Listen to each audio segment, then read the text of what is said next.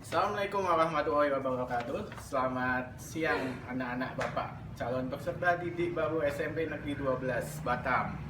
Baik, perkenalkan nama Bapak adalah Bapak Denny Muhammad Arif Setiawan.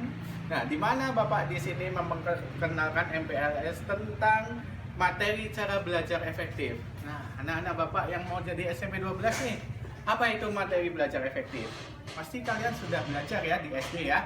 Nah, di sini Bapak akan mempertegaskan bahwa materi belajar efektif yaitu belajar mengajar yang berhasil atau berguna, di mana pelajaran itu memberikan pemahaman, kecerdasan, ketekunan, dan kesempatan sehingga dapat meningkatkan mutu pendidikan di masing-masing. Nah, belajar efektif itu banyak yang bisa kita lakukan, ya. Di salah satunya tips-tips untuk belajar efektif yaitu dengan belajar kelompok.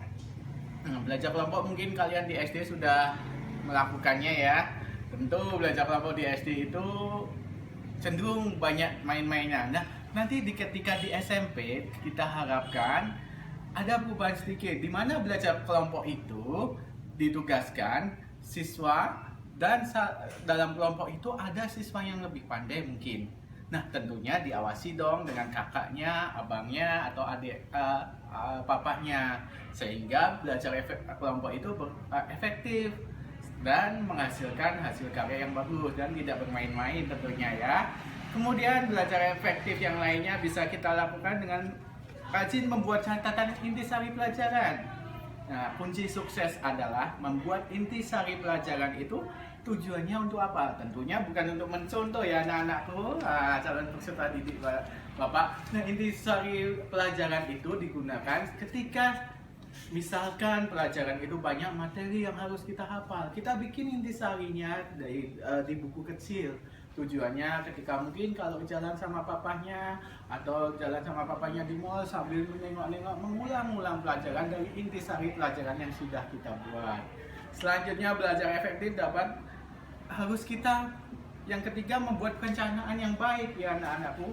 Nah, perencanaan yang baik contohnya begini, seorang ingin membangun gedung pasti butuh arsitek.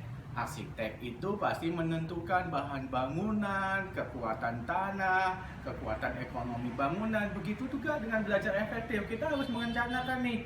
Saya misalkan harus belajar matematika, saya harus bisa ini. Kita rencanakan mulai menjadwalkan waktunya dan lain sebagainya, menjadwalkan waktunya. Nah, selanjutnya yang keempat yaitu disiplin dong tentunya dalam belajar. Emang susah sih kalau disiplin, tapi sesuatu yang diulang-ulang itu akan menjadikan kebiasaan, dan kebiasaan itu akan menambahkan kedisiplinan kalian tentunya di SMP 12 yang kita cintai nih anak-anak Bapak.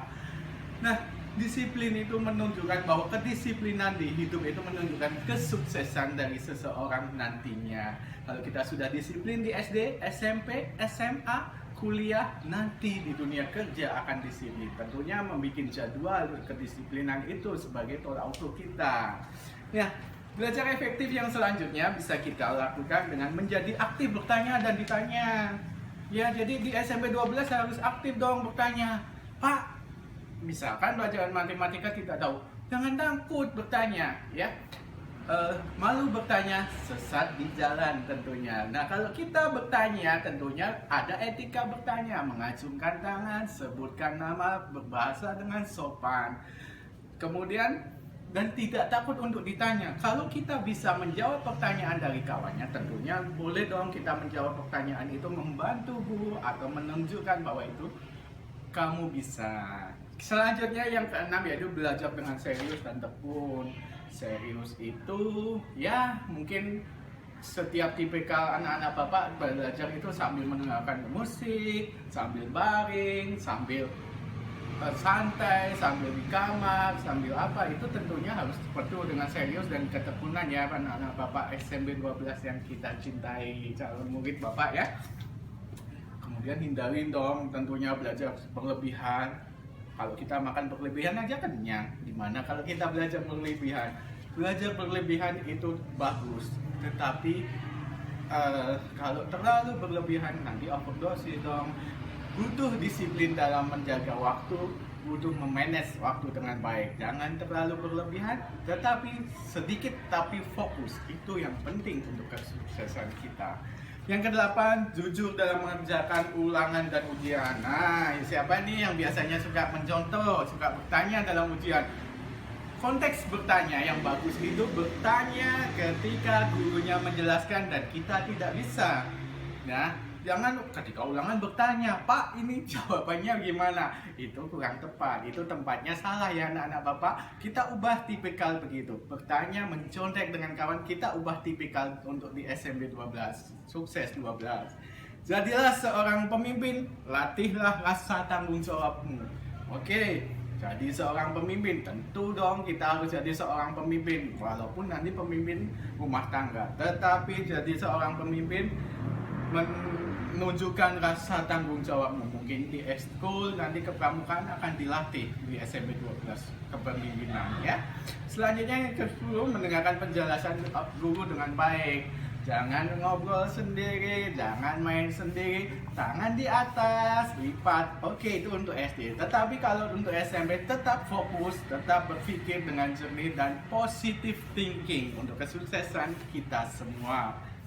Jangan malu untuk bertanya. Tadi sudah Bapak bilang malu bertanya sesat di jalan, malu bertanya sama guru, sesat ketika ulangan tentunya. Kerjakan PR dong. Oke, sekarang ada Google nih. Kamu ketik aja soalnya, keluar jawabannya. Baik, nggak apa-apa memfasilitasi, tetapi lebih baik buku. Ya, buku adalah jendela dunia. Semua ilmu ada dalam buku. Dan buku itu bisa buku elektronik, bisa di Google. Kerjakan PR ya. Yang ke-13, selalu mengulang pelajaran yang sudah diajarkan. Dulu Bapak itu pulang sekolah, ngulang pelajarannya yang diajarkan gurunya, bikin intisarinya, malam setelah ngaji Bapak bagi waktu untuk pelajaran besoknya. Apa yang harus kita pelajari?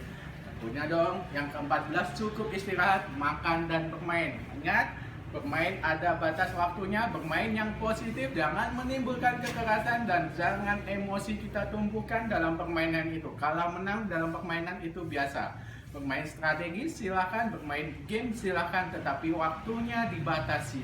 Kemudian istirahatnya tentu dong, istirahat 8 jam dalam waktu itu. Bagaimana istirahat yang baik? Jangan malam-malam, jangan WA chat Instagram. Boleh kok bikin YouTuber, tapi ada waktunya ya, silahkan. Selanjutnya, banyak berlatih pelajaran yang kurang disukai. Aduh, saya nggak suka matematika. Deketin gurunya, tapi jangan sukain gurunya.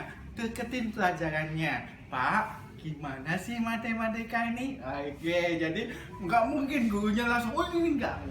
Kalau di 12, welcome to 12. Bapaknya lagi makan, deketin. Pak, gimana matematika? Oke, bertanya, tapi tentunya sudah ditentukan dulu dong konsep pertanyaannya, tapi jangan bertanya, jangan, tentukan pertanyaan yang baik adalah kita konsep dulu.